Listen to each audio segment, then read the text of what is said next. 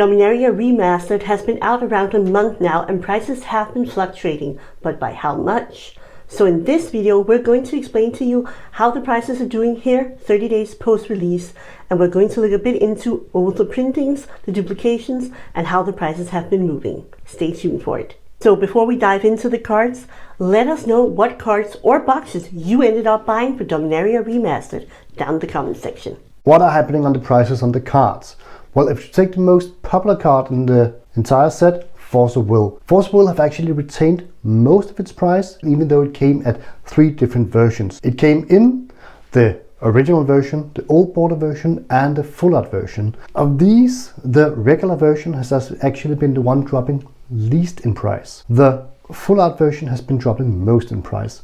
On card market, Force of Will on average has been dropping around 15%, and on TCG Player it's a bit higher for the full art version. The regular version has almost not dropped at all, and the old border version is around 10% drop. Other cards in the format has been dropping a lot. Arborea, which got its first reprint here since the Legend series, has dropped astronomically. It has only retained 0.8% of its original value, so that card is going down the drain. Other cards, especially in the Mythic rarity slot, has been Not Collector, Kamal, and Lyre Dawnbringer. Lyre Dawnbringer getting a reprint already this soon after Dominaria. That has hurt her price. Not Collector, not that sought after a card, has really plummeted, and Kamal, Fist of Crosser, is worth absolutely nothing. These 3 Mythic cards have really taking the price down a lot. So if you got a lot of Lyre Dawnbringers, Kamal, Fist of Crowsar, or Not Collector in your Dominaria Remastered boxes, you might have gotten hurt a lot, especially if you got a lot of duplications. But one interesting little fact is that right now prices are at an all-time low for the single cards. So if you're in the singles market, you should really go and invest in those single cards right now, because it seems like they have plummeted as much as they're going to, and from here on they are going to rise again. So if you're in the singles market, go buy now. If you're in the sealed box market, now might be actually a good point in time to buy your sealed products, because the draft boxes, they have dropped almost 8%, but they seem like they're getting a bit more stable right now. The collector boxes have dropped 21%.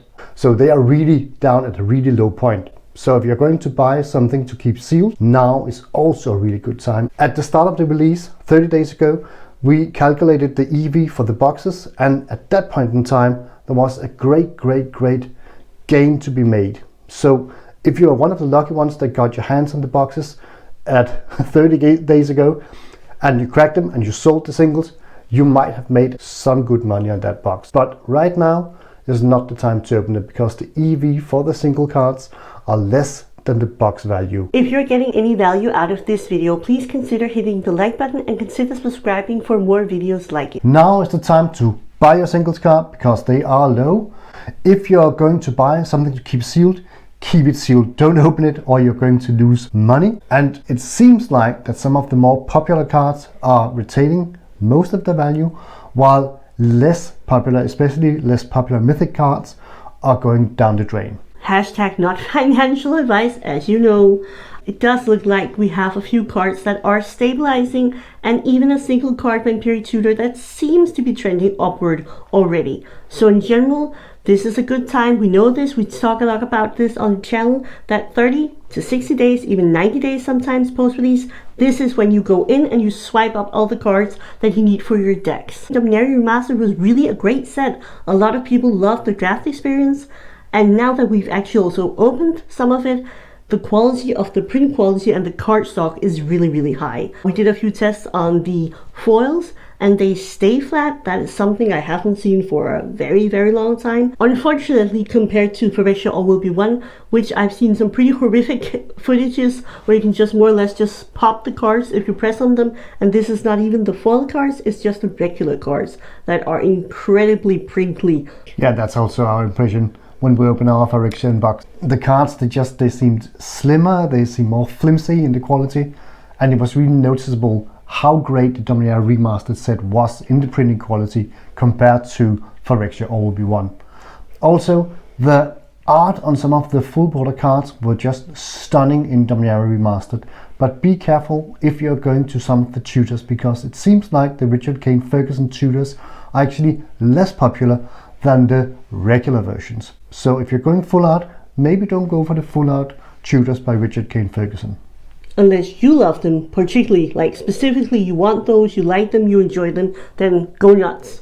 But it doesn't seem like they're everybody's taste, because they are actually a lot lower than borderless cards usually are. One of the things was that it was already very noticeable from the beginning that some of the cards you pull a lot of, for instance, Arborea, those go down, and they go down fast, probably also because it isn't like a huge stable as far as I know. Correct me in the comment section if I'm wrong in any decks. So the price was just mostly held up by scarcity, and that is a very dangerous trap to go into if you buy a lot of those speculating that you can sell them. When we made our list for the Dominaria Remastered set, all the cards on our list were cards above €5. And we had cards such as a Position over Master, and these two cards have dropped so low in price that they have actually been overtaken by Swords to Plowshares, an uncommon card. At least for some of these cards, their value was based on being in the pre-release, being unopened, early, and not on actually value in gameplay, because even though I like Overmaster, it might not be the best of cards. So that's also maybe a lesson going forward. When you are speccing on cards, if you do that, consider, are these just expensive because they haven't been printed before, or are they actual stable cards? And it also clearly shows that some of the what you should call, just chaff in the box, it does turn out that the value and the market will reprice those cards very quickly. So you need to be careful when you're buying your cards. So generally, I think you have to think about the Dominaria Remastered set as a set that's going to do pretty well long term. It has a lot of great reprints, there's a lot of stable cards, you got the whole tutor cycle in there. I think it's something that you want to perhaps keep sealed and just stow away. I mean, regardless if it's for investing purposes or you just want to keep a set for later so you can draft it with your friends in the next 30 years. This is truly what the cards should have been for Magic 38 box, because it's a great set, it's a lot of fun, and it has ultimate nostalgia. And with the great card quality, I think it's sure to be a hit. Yeah, imagine that. A Bird of Paradise with an original Magic back. Whoa, gosh. And speaking of card quality, I think another set in the coming sets that could be really great, especially if the card quality is good, is going to be Lord of the Rings. So if you want to know more about the Lord of the Rings, what we know so far, take a look up there. Thanks for watching.